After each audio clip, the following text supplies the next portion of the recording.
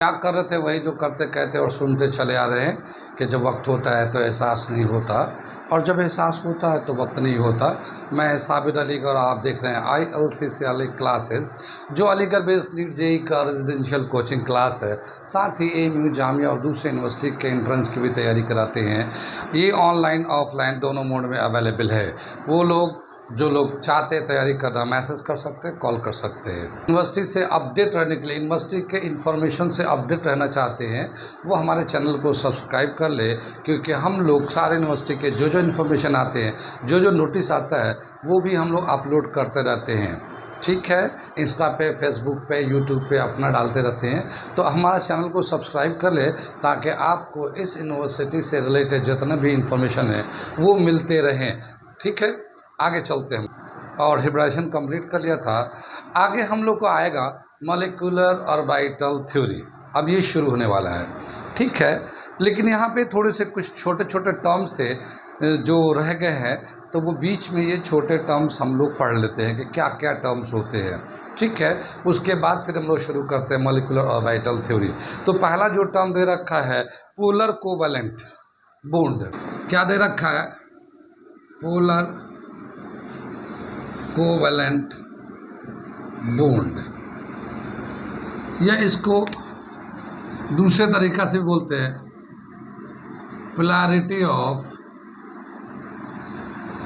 Covalent bond. ये थोड़ा बीच में रह गया, NCERT में पहले था, तो ये बीच में मिसिंग था, तो हम लोगों ने ये सोचा करा देते हैं। ठीक है, polar covalent bond. Covalent bond तो जानते हैं, हम लोगों ने बताया था, bond form by equal sharing of bonded electron. The bond forms by equal sharing of bonded electron is called covalent bond. ये हम लोगों ने बताया था। कोवैलेंट बॉन्ड हमने पढ़ाया भी है, वहाँ पे जाके देखिएगा। जैसे ये हाइड्रोजन है, इसका एक इलेक्ट्रॉन है, ये एक दूसरा हाइड्रोजन है, इसका एक इलेक्ट्रॉन है। दोनों का बॉन्ड बनाते हैं अपना आउटर शेल को कंप्लीट करने के लिए। दोनों का इलेक्ट्रोनेगेटिविटी बराबर है, इलेक्ट्रोनेगेटिविटी बराबर है, तो दोनों ये बॉन्डेड इलेक्ट्रॉन को इक्वली शेयर करते हैं। वो भी जितना पावर से खींचेगा उतना पावर से ये दूसरा वाला भी खींचेगा। ये पहला हाइड्रोजन, ये दूसरा हाइड्रोजन, तो जितना ये खींच रहा होगा उतना ही ये भी खींच रहा होगा, तो दोनों इक्वली पावर से खींचते हैं। तो इसलिए ये जो बॉन्ड बनेगा ये कोवैलेंट बॉन्ड बनेगा। ठीक है, कितनी बात सुनी। लेकिन क्या देखा गया, जब भी कभी डिफरेंट एटम्स एक दूसरे से कंबाइन होकर मॉलिक्यूल बनाते हैं, तो वो कोवैलेंट तो नहीं होते, कोवैलेंट नहीं होते, वो आयनिक नेचर के होते हैं या पोलर कंपाउंड होते हैं। ठीक, क्योंकि उन दोनों का इलेक्ट्रोनेगेटिविटी डिफरेंट होता है। इलेक्ट्रोनेगेटिविटी हमने बताया था, डेफिनेशन लिखा था, मैं फिर से लिख देता हूँ यहाँ पे। Power of sharing the bonded electrons, जो इलेक्ट्रॉन्स बॉन्ड बनाते हैं, उस बॉन्ड को इन दोनों में से कौन ज़्यादा शेयर करेगा। जिसका ज़्यादा इलेक्ट्रोनेगेटिविटी होगा वो ज़्यादा शेयर करेगा, और जिसका कम इलेक्ट्रोनेगेटिविटी होगा वो कम शेयर करेगा। यहाँ पे दोनों का बराबर है हाइड्रोजन का, तो ये दोनों का इक्वल शेयर होगा ये। ठीक है, तो जैसे H2 है या O2 है या Cl2 है, N2 है, ये सभी कोवैलेंट बॉन्ड होता है, प्योर कोवैलेंट बोलेंगे। लेकिन अगर हम लोग लेते हैं HCl है या फिर NaCl है या फिर ClH2O है, ऐसे लेंगे, कोई भी दूसरा कंपाउंड लेंगे जहाँ पे डिफरेंट, जैसे यहाँ हाइड्रोजन है, क्लोरीन है, यहाँ सोडियम है, क्लोरीन है, ये हाइड्रोजन है, ऑक्सीजन है। ये क्या देखा गया कि इनका इलेक्ट्रोनेगेटिविटी अलग अलग होते हैं। पीरियोडिक टेबल में हम लोग देखेंगे इलेक्ट्रोनेगेटिविटी, जब हम लोग पढ़ेंगे पीरियोडिक क्लासिफिकेशन, तो वहाँ पे हम लोग देखेंगे कि जो पीरियोडिक क्लासिफिकेशन में देखा गया है कि जब लेफ़्ट टू राइट जाते हैं, जैसे ये हमारा पीरियड होता नहीं है, ऐसे जाते हैं, तो लेफ़्ट टू राइट जाते हैं, तो इलेक्ट्रोनेगेटिविटी इंक्रीज करता है। ठीक है, इलेक्ट्रोनेगेटिविटी इंक्रीजेस। जब लेफ्ट टू राइट जाते हैं तो ये इंक्रीज करता है, लेकिन टॉप टू बॉटम जाते हैं इधर तो इलेक्ट्रोनेगेटिविटी डिक्रीज करता है। ठीक है, इलेक्ट्रोनेगेटिविटी डिक्रीज है जब टॉप टू बॉटम जाते हैं तो। ठीक है, तो कौन सा एलिमेंट कहाँ पे है उसके हिसाब से हम लोग बता सकते हैं कि इसका इलेक्ट्रोनेगेटिविटी ज़्यादा होगा या कम होगा। ठीक है, तो जैसे जैसे वो नीचे जाएंगे एक ग्रुप में इलेक्ट्रोनेगेटिविटी कम होता जाता है, एक पीरियड में लेफ़्ट टू राइट अगर जाएंगे तो इलेक्ट्रोनेगेटिविटी बढ़ता जाता है। सबसे ज़्यादा जो इलेक्ट्रोनेगेटिविटी होता है वो हैलोजन ग्रुप में होता है। हैलोजन जैसे फ्लोरीन है, क्लोरीन है, ब्रोमीन है, आयोडीन है। ठीक है, इनके ग्रुप में सबसे ज़्यादा इलेक्ट्रोनेगेटिविटी होता है। कितनी बात सुन में? अब जैसे यहाँ पे HCl है, ये हाइड्रोजन क्लोरीन है, इन दोनों का अलग अलग इलेक्ट्रोनेगेटिविटी है, लेकिन जब ये बॉन्ड बनाएंगे तो वो इक्वल शेयर नहीं होगा। जिसका ज़्यादा इलेक्ट्रोनेगेटिव होगा वो अपनी तरफ खींच लेगा, तो क्लोरीन का इलेक्ट्रोनेगेटिव ज़्यादा है तो वो अपनी तरफ खींच लेगा। मैं इसको जरा सा स्ट्रक्चर को बना के दिखाता हूँ, ये नोट कर लीजिए सर। मिटा दो।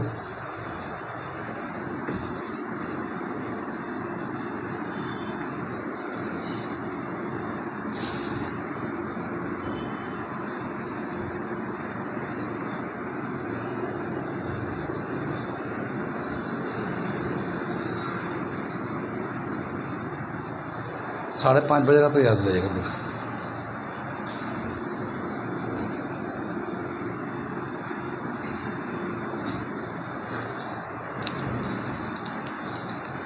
जैसे हम लोग एक हाइड्रोजन है और ये हमारा क्लोरीन है। ठीक है, तो क्लोरीन का तो 7 इलेक्ट्रॉन होता है, आउटर शेल पे हम लोग जानते हैं 17 होता है, तो 7 इलेक्ट्रॉन है। हाइड्रोजन पे 1 है, इसका ये बॉन्ड बनाया, तो क्लोरीन की इलेक्ट्रोनेगेटिविटी ज़्यादा है, तो ये क्लोरीन क्या करता है, ये बॉन्डेड इलेक्ट्रॉन को अपनी तरफ खींच लेता है। और इसके खींचने की वजह से क्या होता है का हाइड्रोजन पे डेल्टा पॉजिटिव और क्लोरीन पे डेल्टा नेगेटिव चार्ज आ जाता है, डेल्टा नेगेटिव चार्ज ये हमारा इस पे आ जाता है। अब बॉन्डेड इलेक्ट्रॉन जो ना यहाँ चले जाते हैं।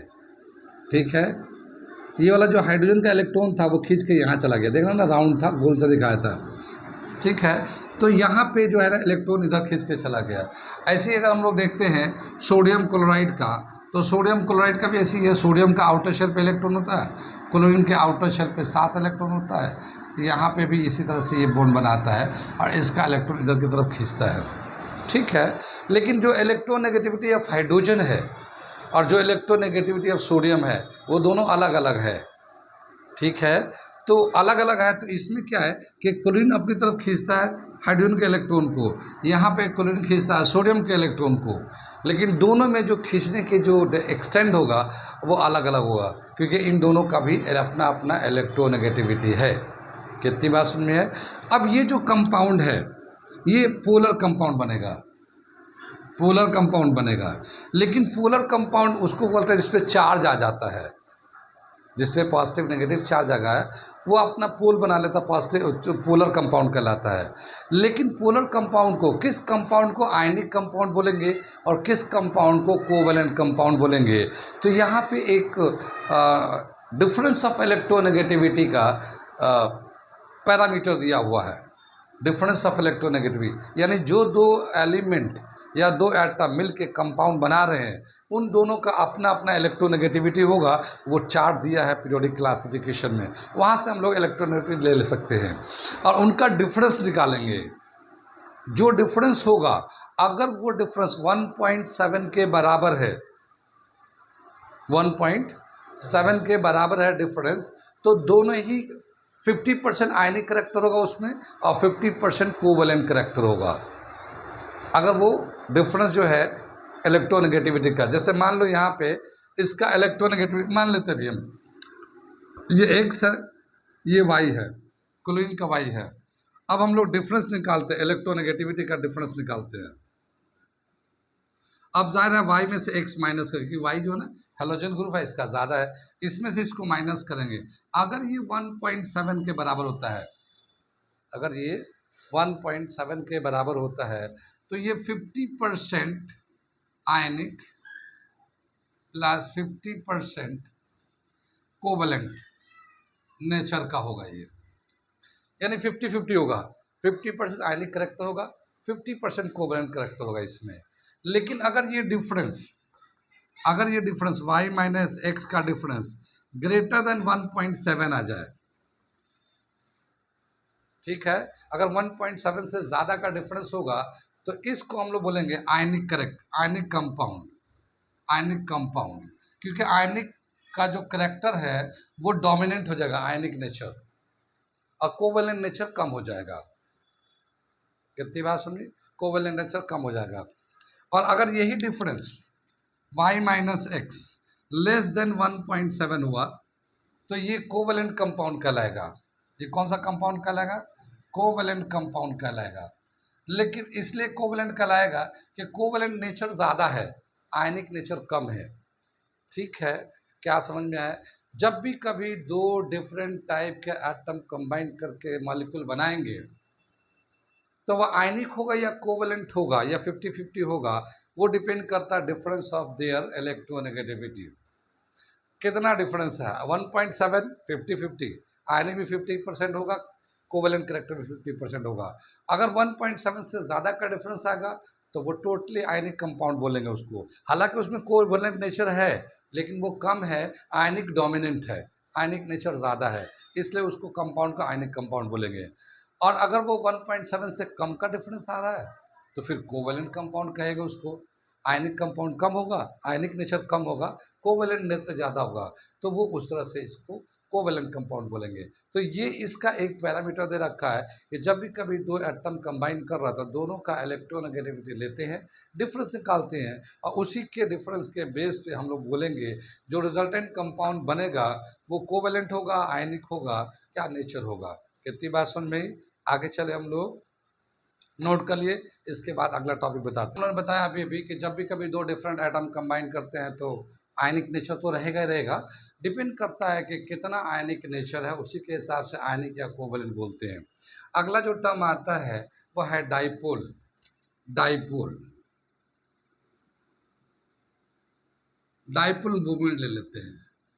डाइपोल मोमेंट क्या बताया कि जब भी कभी दो एटम होता है, जैसे कि मान लो ये सोडियम है, ये अभी जो है कंबाइन जब नहीं किया सोडियम एटम तो ये न्यूट्रल है, इसका पॉजिटिव नेगेटिव चार्ज का जो सेंटर ऑफ मास है एक दूसरे को कैंसिल कर देते हैं, सोडियम न्यूट्रल है। ऐसे ही क्लोरीन भी न्यूट्रल है, ये ऐसे न्यूट्रल एटम है। लेकिन जब ये दोनों आपस में बॉन्ड बनाएंगे तो इसका इलेक्ट्रॉन उसकी तरफ खींच के जाएगा और यहाँ पे इस तरह से इस पे डेल्टा नेगेटिव, इस पे डेल्टा पॉजिटिव, और ये इसका बॉन्ड लेंथ यानी कि जो इलेक्ट्रोस्टैटिक फोर्स होगा उसकी वजह से अट्रैक्शन होगा। अब ये क्या हुआ, ये दो चार्ज हो गए, एक पॉजिटिव चार्ज नेगेटिव चार्ज, और ये जो दो चार्ज हो गए इसको हम बोलते हैं डाइपोल। डाई मतलब दो, पोल मतलब चार्ज एंड, तो दो चार्ज एंड हो जाएंगे तो इसको हम लोग कहेंगे डाइपोल। ठीक है, अब क्या बताया कि whenever to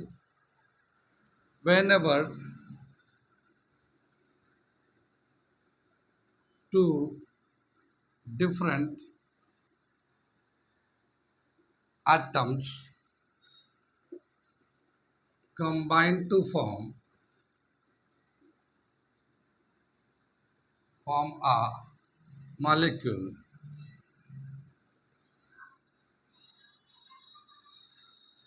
it become dipole. Dipole due to difference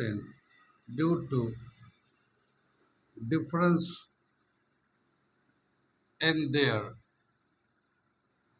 electronegativity.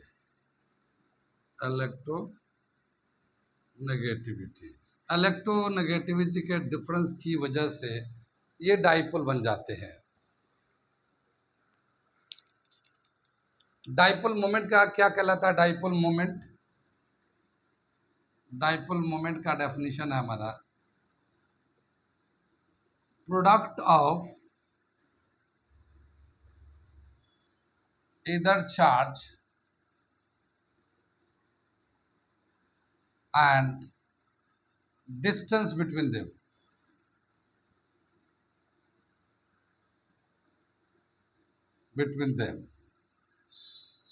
is called dipole moment.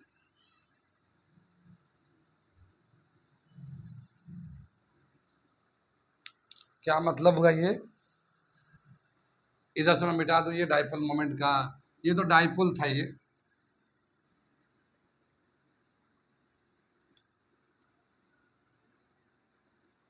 हमने डाइपोल मोमेंट का लिखा, प्रोडक्ट ऑफ इधर charge and distance between the two charge. इसको नोटेट करते हैं हम लोग, एक ग्रीक वर्ड है म्यू, म्यू से नोटेट करते हैं। और ये जो चार्ज है ई से दिखाते हैं, और इनके बीच में जो डिस्टेंस है वो डी से दिखाते हैं। तो ये चार्ज, ये हमारा डिस्टेंस, ठीक है, ये चार्ज होता है, ये डिस्टेंस होता है। इसका यूनिट होता है coulomb metre, coulomb metre, unit of dipole moment, ठीक है ना। वैसे इसको यहाँ पे डिबाई भी बोलते हैं, डिबाई, ये भी यूनिट होता है, unit of dipole moment debye, ठीक है ना। ये इस तरह से निकालते हैं। यहाँ पे क्या दे रखा है कि जो चार्ज है इसका जो रेंज है वो 10⁻⁻10 के रेंज में आता है। ESU, electrostatic unit, ESU electrostatic unit. और जो डिस्टेंस है वो सेंटीमीटर के टर्म में आता है, 10⁸ सेंटीमीटर के टर्म में आता है। अगर हम लोग यहाँ वैल्यू डाल देते हैं तो 10⁻⁻10, 10⁻⁻8 ESU सेंटीमीटर, और 8 है ये 8, तो टोटल 10⁻−18 के रेंज में पहुंच जाता है। और ये जो 18 होता है इनको डिबाई भी बोलते हैं, डिबाई, ठीक है।